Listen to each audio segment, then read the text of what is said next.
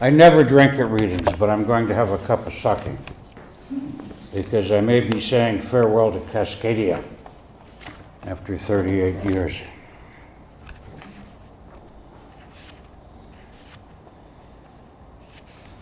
To my muse, I admit it, I've grown less fond of poetry as I've grown old. What once seemed bold is commonplace, a howl, a whisper, a groan.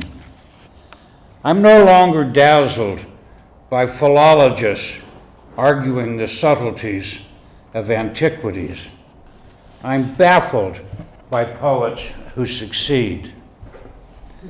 What's more, I never really trusted the trusty metaphor, the smiling simile grinning back at me from the workshopped page of tomorrow's star. I like my language to be clear as any summer day. No effects to get in the way when you, my dear, come calling. Meanwhile, I am here, waiting in the twilight regions of the lizard brain, listening like a bride for that first breathy whisper, uncertain of whether you are an angel or a demon. There's more truth in that poem than you probably know. I spent many years in the service of poetry, but as I've gotten older and been disengaged from the publishing business, not so much anymore.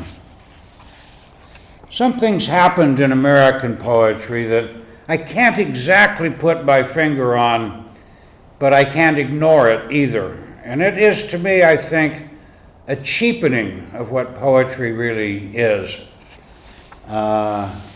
It's not just entertainment. It just isn't. What's mine? I have a fat, happy Buddha belly, not to be confused with Buddha mind, which is arrow slim and quick as the knife of Ting the cook, slicing fresh ham. I do not claim to know the joys and sorrows of the koi and the pond, but I know the pleasures of feeding them. The fruit on the tree of love is an apple I have sampled and will again. Golden apples, sweet oranges in the sun. Everything I own is in my heart and head and amounts to almost nothing, a dream, and yet a long moment of silence to greet the day is a glimpse of heaven. There are dreams to be realized before dreams and dreamers die. We're born on the wings of butterflies. If you think that's a metaphor, you are wrong. If you look at the migration of the butterflies from Mexico to the United States, you'll understand the devastating ecological consequences of that, quote, metaphor, unquote.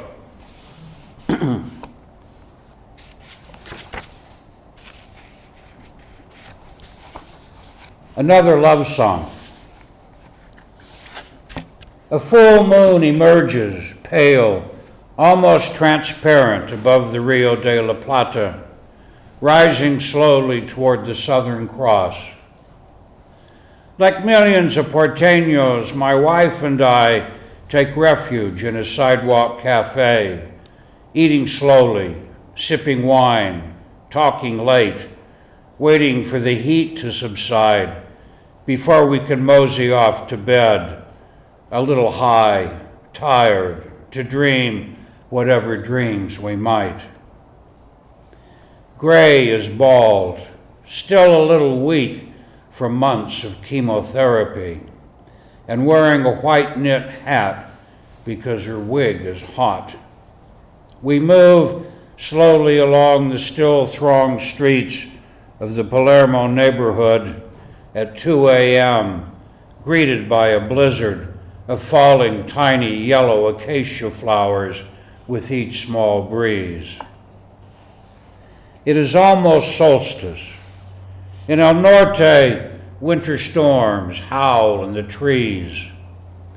Friends have drained the pipes in our Port Townsend house and prepared it for a lengthy freeze. Here, my wife and I return to find relief, to heal a little from the assaults of age that in the end no life can escape. So this is the autumn of my life, this exile or retreat into the heart of Buenos Aires summertime. I think of others, Galeano, Gelman, Borges, Cortázar, Che, so many who knew these lovely streets as home or exile in a mean time that now seems so very long ago, despite the daily news of the Madres de la Plaza de Mayo, who still meet to demand that we remember the victims of the dirty war and its criminals who are still on trial. But here I find no winter in the blood, no ice storm in the heart. I look into the eyes of one I have loved so long and find myself at peace. Esteban, my brother, kisses both our cheeks, and I kiss his, grateful for whatever days remain in a heart grown weak with age and heartbreak over all that those I loved betrayed. The American capitalist enterprise is on its knees. Nothing can rinse the blood from hands that clung so tenaciously to greed. Nothing can resurrect the American dream. In the country of the heart, every border is a bridge, a door that opens wide, a window on the world from which we see ourselves as one in gratitude, one in solidarity. Soon it will be dawn. The moon is slowly going down. My wife sleeps peacefully, and every now and then a sigh escapes her lips. She is so beautiful, it makes me weep.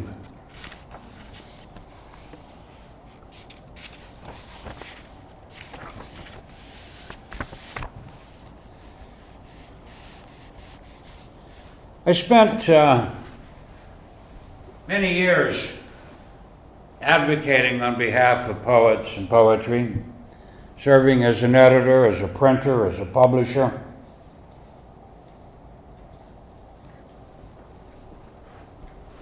Now that I'm out of that world, it's amazing how many friends I don't have. It's astonishing. I mean, it's breathtaking. But the poet friends that I do have, I really value in a different way, much more deeply. One of the up-and-coming poets in this country that I admire the most is with us tonight. That's Ian's wife, Jennifer. Her new book of poems will be out, February? Get this book. What's the title? Declarable Future. This book will take your breath away. This is the real stuff. And it's nice to not to have to be polite to poetry that I don't really admire. And it's especially wonderful to find people like Jennifer who make me feel young and enthusiastic about poetry again. That's not an easy task, I'll tell you. Children of the marketplace, of which I am one. They come out of nowhere, the sad-eyed, pleading children of the streets. They come bearing shoplifted socks, small notebooks, pens, anything, even just a card that pleads for change, a peso so they can eat. From our lunch spot under the grand acacia trees, we say, no, gracias, wondering if a coin encourages thievery or whether any of them will ever learn to read. Or we make a gift of some small change when one rushes to open the door of a cab we've flagged. No, gracias, to the old woman selling wilting roses on the street, wondering what life has she whose children learned to pick a pocket, to moan for some relief in a world without regrets, a world of need. We watch a pregnant girl drag her heavy cart through busy traffic on the street, sorting through the trash, salvaging old cardboard, plastic bottles, a board, a brick, old newsprint, almost anything that ordinary trash provides. Her work is hard, her face a mask of grief the marketplace can't hide. In Seattle's Pioneer Square, it's a wrinkled face asking for $1 for the newspaper of the homeless, news of that other marketplace where human life, degraded or self-abused, comes cheap. It's the same in Caracas, Mumbai, New York City, or Saigon. The world is one. Who knows what's wrong or right? Whose coin will go for suicidal wine and whose for mercy in a shelter for the night? The young, the old, for them there is no sense of time, no past remembered, no thought of what tomorrow brings. The marketplace is full of things.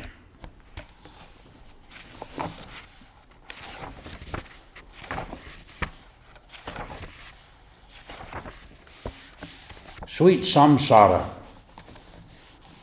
For those of you who may not know, samsara is the cycle of birth and death. In the vocabulary of the damned, the rich have their own special hell. It's lined with silk and ringed with gold, and none of it can be owned. Got a little taste of that in the election the other night, didn't we? Think of all those $1 billion spent on the fascisti who got voted down. It's the first nice thing to happen in this country in a very long time. The descent. The old burro ascends the steep, narrow cobblestone street with his load of firewood, his feet in their own way, as sure as Fred Astaire's. His master whistles softly and strokes his rump as they turn and disappear. I brought to San Miguel a load of grief I thought no human heart could bear. Walking down to El Jardín, I counted 34 chimes of the church bell as the sun began to set below the clouds. They say each tolling is a prayer. If there is a heaven for burros somewhere, I pray the gods will send me there. For who could bear an eternity of angels, saints, and bells? Give me good tequila with a friend in a fine hotel that was a nunnery in its day. I step unsurely, one foot in heaven, one in hell. A visitation. I wake suddenly in the middle of the night and realize I'm stroking the pillow beside me, dreaming of my wife who is 6 months dead. I rise and brush my teeth and pour a stiff drink and go out into the garden to sit on the old iron bench and think. It's after midnight and the moon is almost full. And after a long silence, I hear faintly a woman's heels chink, chink, chink against the ancient cobblestone beyond the garden wall as she makes her way down the street.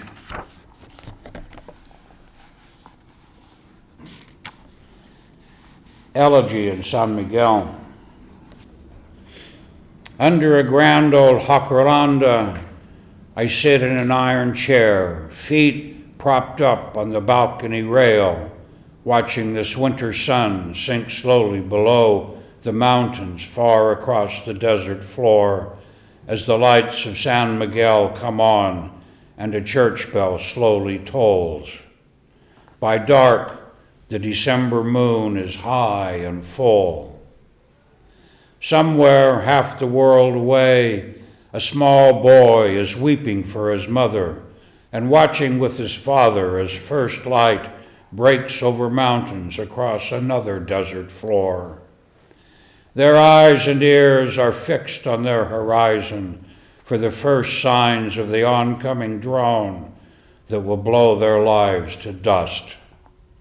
They have escaped it several times before.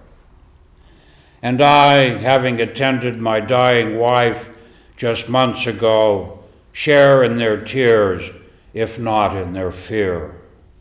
Grief makes one family of us all.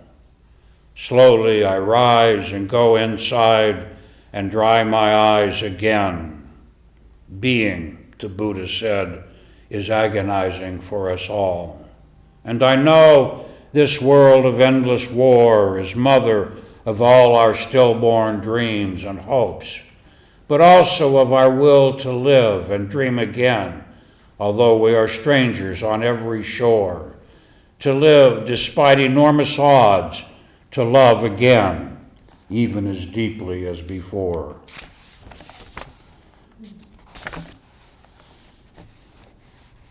Border Song.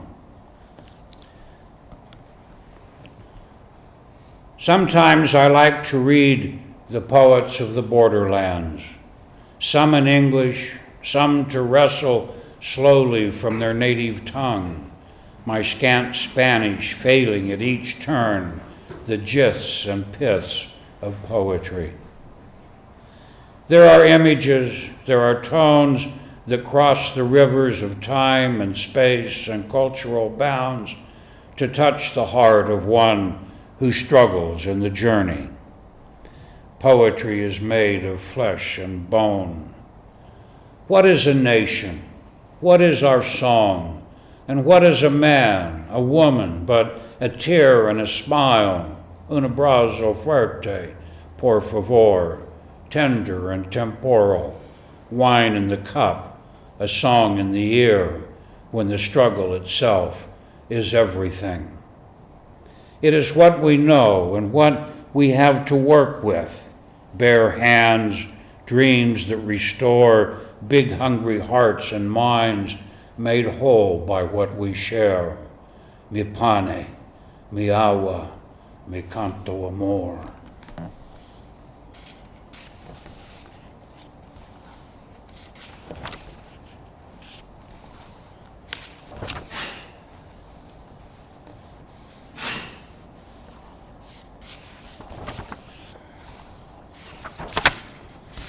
And I'll keep this pretty short.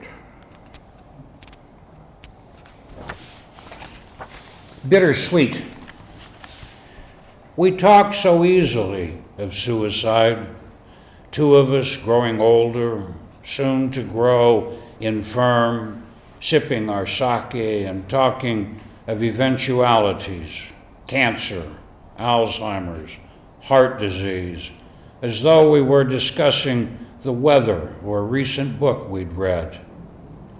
She is still beautiful and looks like she could live forever, although we both know that by now every day is precious.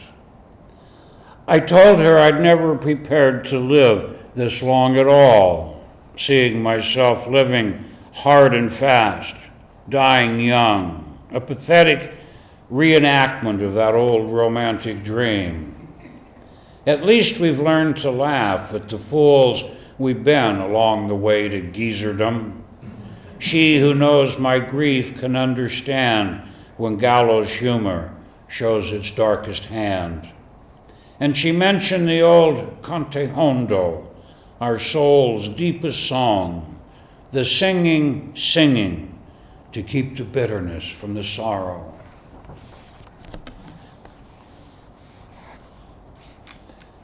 not going to Hanoi. Stuck in Narita Airport, I have hours to reflect on the poet in Vietnam who defends the sadness of his village, for whom pain returns like a knife in poem after poem. The white-gloved bureaucrat at Narita is coldly polite. You not go without visa. Sorry, rules. You must have visa. There is no light in his eyes. When Garcia Lorca returned to Spain, he did so, he said, to defend his smile. Chiu's smile, reflecting great sadness and beauty, is a smile worth defending. I take my passport back from white-gloved hands and say nothing. What could be said to the immutable bureaucrat who smiles like a frog that swallowed a fly? I will not be going to Hanoi. I will not see the smile I long to see, the deep, soft light of eyes that have seen so little joy and yet possess it in abundance. I hear the noise of busy streets, smell the smoky scent of frying meats in stalls along the way, but I will not have to endure the stifling humid heat. I have hours to wait before a flight back to the States. I awaken from a dream to find myself in a plastic airport seat, aching back, dead feet, longing for a city I've barely seen.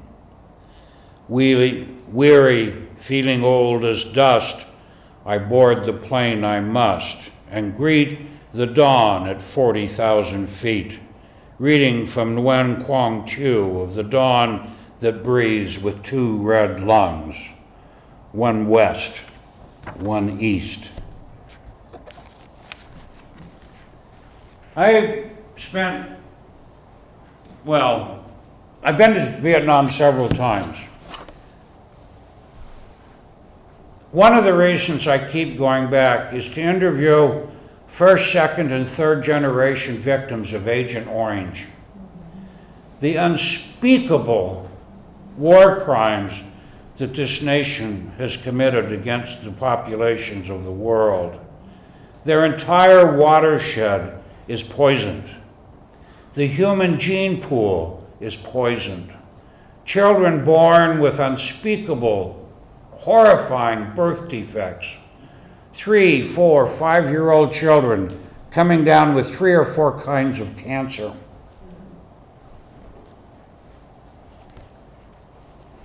We simply turned our back on what we had done and walked away, as we did in Fallujah, where we also used uranium-depleted weaponry. Sometimes I think that I was manufactured to live in the history of the brutality of this country, because you can't escape it unless you force yourself to close your eyes. True peace. Half broken on that smoky night, hunched over sake in a serviceman's dive somewhere in Naha, Okinawa, nearly 50 years ago. I read of the Saigon Buddhist monks who stopped the traffic on a downtown thoroughfare so their master, Thich Quang Duc, could take up the lotus blossom in the middle of the street. And they baptized him there with gas and kerosene, and he struck a match and burst into flame. That was June 1963, and I was 20, a U.S. Marine. The master did not move, did not squirm. He did not scream in pain as his body was consumed.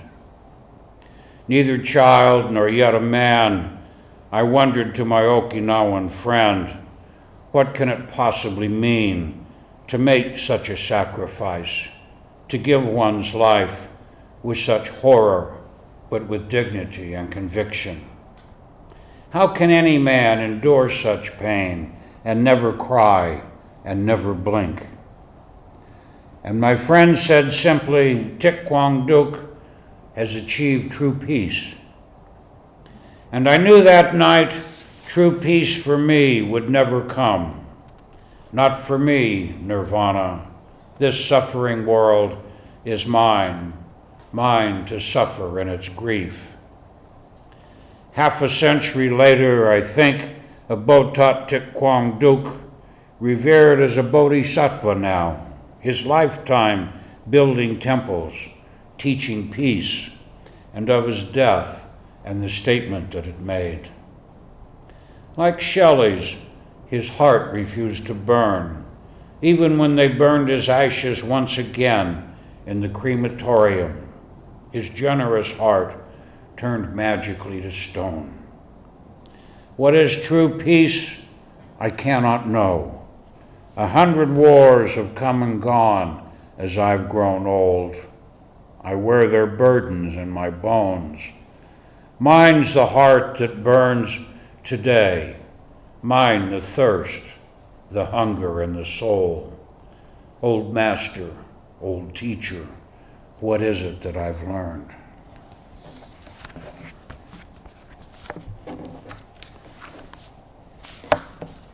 Which I suppose, in its peculiar way, brings us to the whole idea of extinction, which is what we're doing today. We're making everything possible for extinction.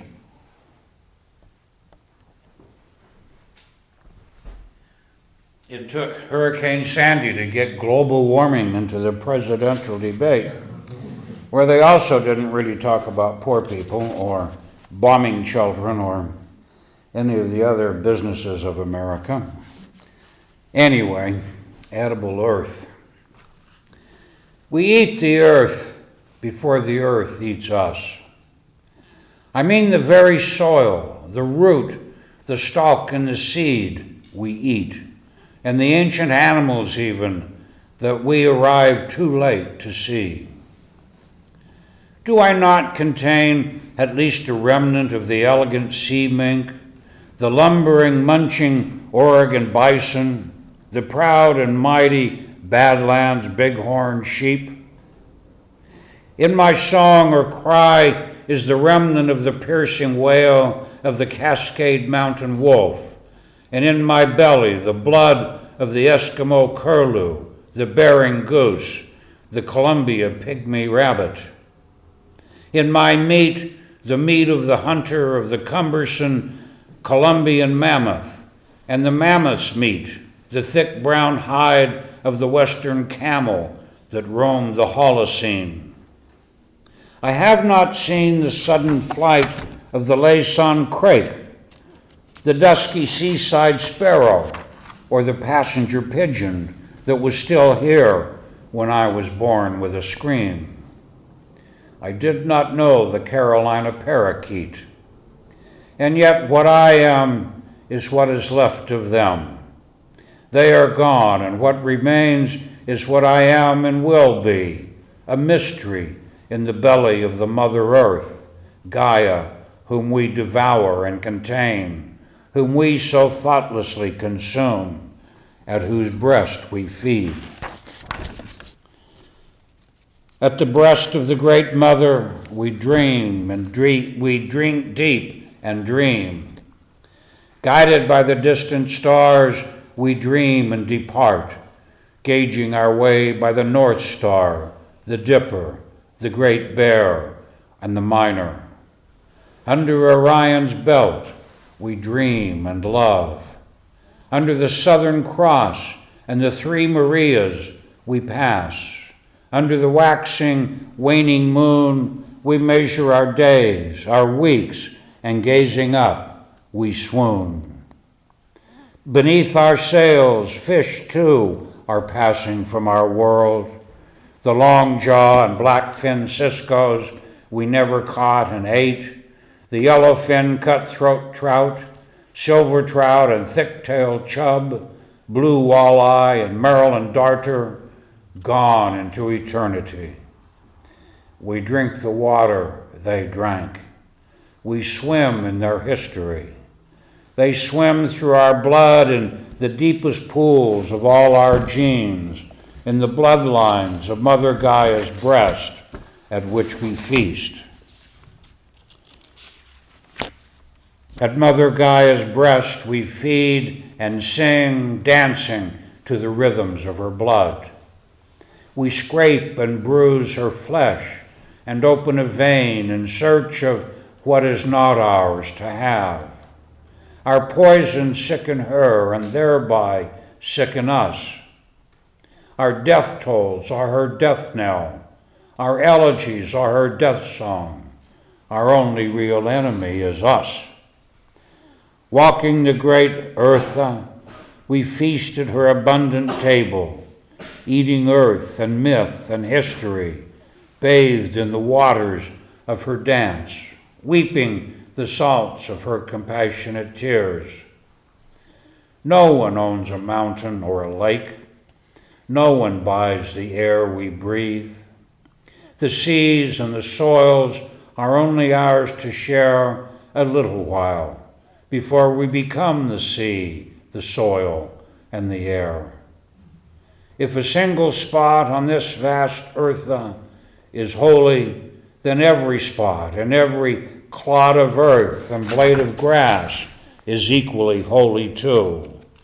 Equally holy the lamb and the hawk and the wind and the blue of the sky. Equally holy the singer and the song, the dreamer and the one who longs for a science of the soul, the prayer of gratitude and farewell that is whispered by the leaves that fall.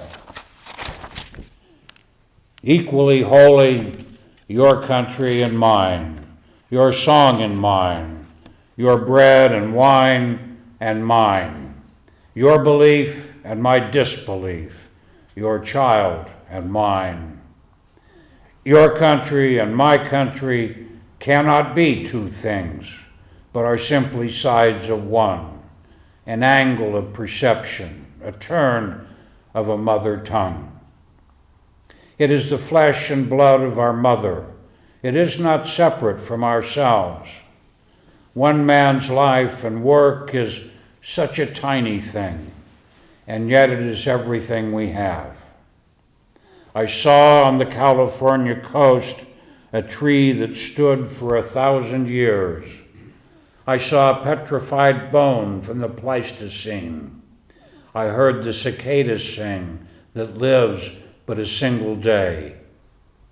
In one young woman's menstrual blood is the blood of all the world, the sacred thirst, the great compassion of the feminine, the fecundity informing all our lives. Your work is mine, and mine is yours. Breaking the bread, pouring the wine in the sacred habitat of the home, our work and our song make one.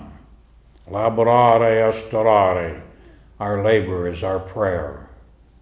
Our prayers will not be answered by some future heaven, but by what's planted in our hearts already, by what we're given, by what we've taken that was not ours to seize. Our acts embody our only true beliefs. Our labors in the home or in the vineyard, in the office or on the farm, are mere expressions of devotion, gratitude for the great mother's beneficence, her generosity we must find within ourselves.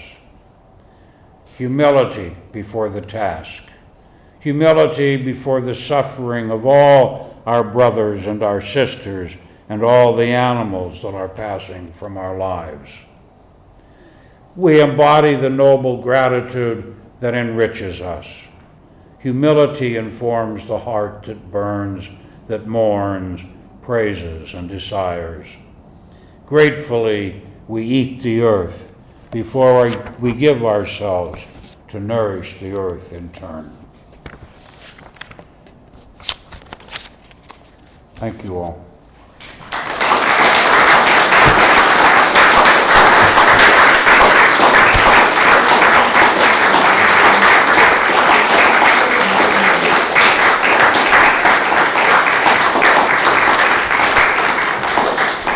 If you have a comment or a question, it will be entertained, if not answered. Oh, good. Everyone's fully enlightened. We're done. He said you might be leaving Cascadia. It's an intriguing He statement. said you might be leaving Cascadia. Yeah.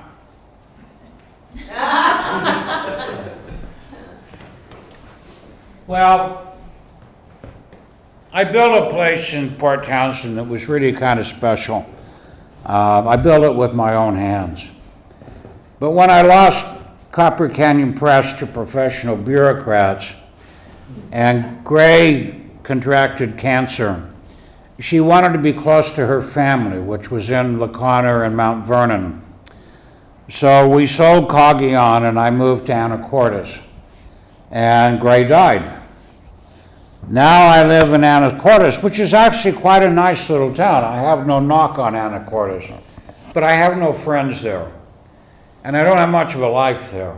And I've survived 2 heart attacks, and I need to have golf in my life to keep my heart functioning. I'm sorry I'm not going to a gym. I'm just not a gym person.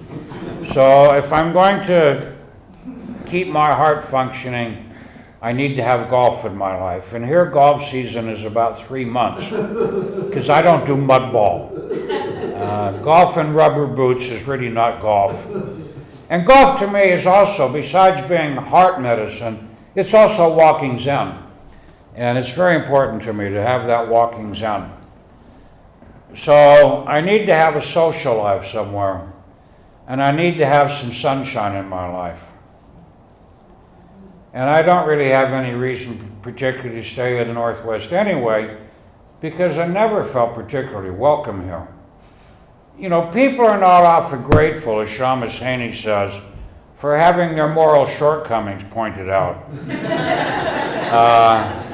And yet, that's kind of a requirement, it seems to me, of serious poetry. This is the only country in the world in which a poet is asked, why can't you leave the politics out of your poem? I mean, imagine somebody looking at Picasso and say, why'd you have to make that fucking picture of Guernica, you know? It made me uncomfortable. That's why he painted it. So it's all of those things. And also, frankly, I'm really fed up with this country.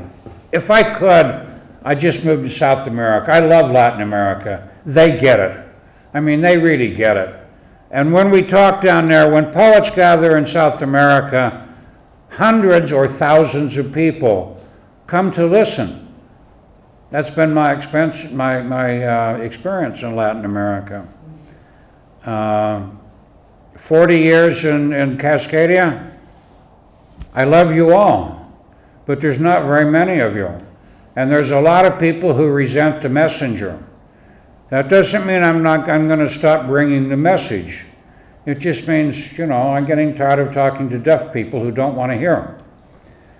I'm deaf and struggle to hear. That's the difference. But the big one really, frankly, is more private than that. I need a social life. You know, after the loss of my wife, to be sort of stranded and isolated is just, it's really terrible. Just terrible at a day-by-day level. Whether I can afford to go anywhere, I don't know, but I'm going to take a real serious look at it.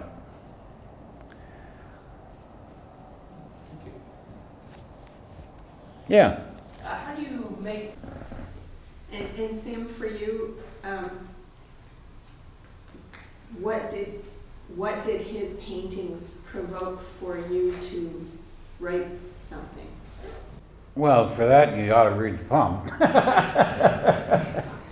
I don't mean that facetiously. I mean, I'm serious about that. I've written a lot of poetry of homage. Praise poetry is part of what I am as a poet, just as being political is part of what I am as a poet. First, I saw Ian's work as a book artist, an experience we share. I've worked with hand-setting type and printing on damp handmade paper and all of that. Not as well as he has, not by a long shot, but in that same tradition. And there's a whole vocabulary of that world that we hold in common. Anytime you hold a vocabulary in common with someone, you have family. The family of studio arts, the family of fine print, the family of poetry, the family of bricklaying, the family of politics. There's an interior language that you share that brings you closer together. I saw in his work what I might have been if I had been more of a printer and less of a translator or less of a poet or whatever. But I love that work, and out of that inspiration, I wrote a poem loving him and his work and talking about the materials that he used and the processes and so forth. And that became this. He took what I had said about previous work, and that motivated him, inspired him to take it in another direction and take another step. Meanwhile, I was still meditating on that process, and we had become great friends, and one of the great aspects of our friendship is drinking wine together. So the second poem was Terroir. It was about how we both love wine, and wine is of the earth. His work is of the earth. The things that he makes his ink from are of the earth. And I'm a very earthy poet, if you'll permit me. So the process keeps cycling through both of us. And each step, another step. Each step, another fresh breath. Each step, another refreshing of the vision. And a refreshing of the passion that we have, because you can't make art without real passion. You can fake art, but you can't make art without real passion. And, real passion means putting your whole ass out on the limb.